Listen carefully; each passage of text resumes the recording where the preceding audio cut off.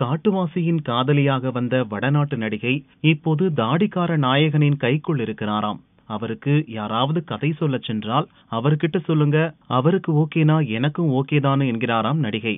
தமிழ் சினிமால உன்னை நம்பர் 1 ஆக்கி காட்டுறேன்னு உறுதி கொடுத்திருக்கிறாராம் தாடிக்காரர். கௌதம் மேனன் இயக்கத்தில் விக்ரம் நாயகனாக நடிக்க தொடங்கப்பட்ட படம் துருவ நட்சத்திரம். முதற்கட்ட படப்பிடிப்பை முடித்துவிட்டு அடுத்த கட்ட படப்பிடிப்புக்காக பல்கேரியா பறந்தது படக்குழு. பல்கேரியா படப்பிடிப்பை முடித்துவிட்டு சென்னை திரும்பி உள்ளது படக்குழு. சில காட்சிகளை சென்னையில் படமாக்கி முடித்துவிட்டு மீண்டும் அபுதாபி, ஸ்லோவேனியா, துருக்கி உள்ளிட்ட நாடுகளில் முக்கியமான காட்சிகளை படமாக்க இருக்கிறதாம். மோகன்ராஜா இயக்கத்துல சிவகார்த்திகேயன் நடித்துள்ள படம் வேலைக்காரன்.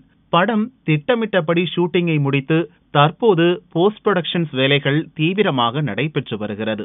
இந்நிலையில இப்படத்தின் வெளிநாட்டு உரிமையை ரூபாய் 10 கோடி வரை விற்க முயற்சி செய்து வருவதாக கூறப்படுகிறது.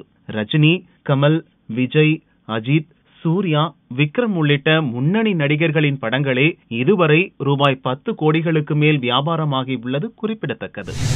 பிரியதர்ஷன் இயக்கத்தில் உதயநிதி ஸ்டாலின் நடிக்க உள்ள புதிய படத்திற்கு சமுத்திரகனி வசனம் எழுதுகிறார். இதுவே உதயநிதி ஸ்டாலின், சமுத்திரகனி, பிரியதர்ஷன் இணையும் முதல் படம். மலையாளத்துல மிகப்பெரிய வெற்றி அடைந்த மகேஷிண்ட பிரதிகாரம் படத்தை தமிழில் ரீமேக் செய்கிறார்கள்.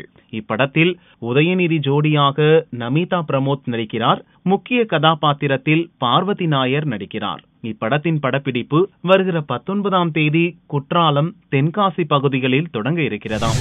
விக்ரம் தற்போது கௌதம் மேனன் இயக்கத்தில் துருவ நட்சத்திரம் படத்திலும் விஜய் சந்தர் இயக்கத்தில் ஸ்கெட்ச் படத்திலும் பிஸியாக நடித்து வருகிறார்.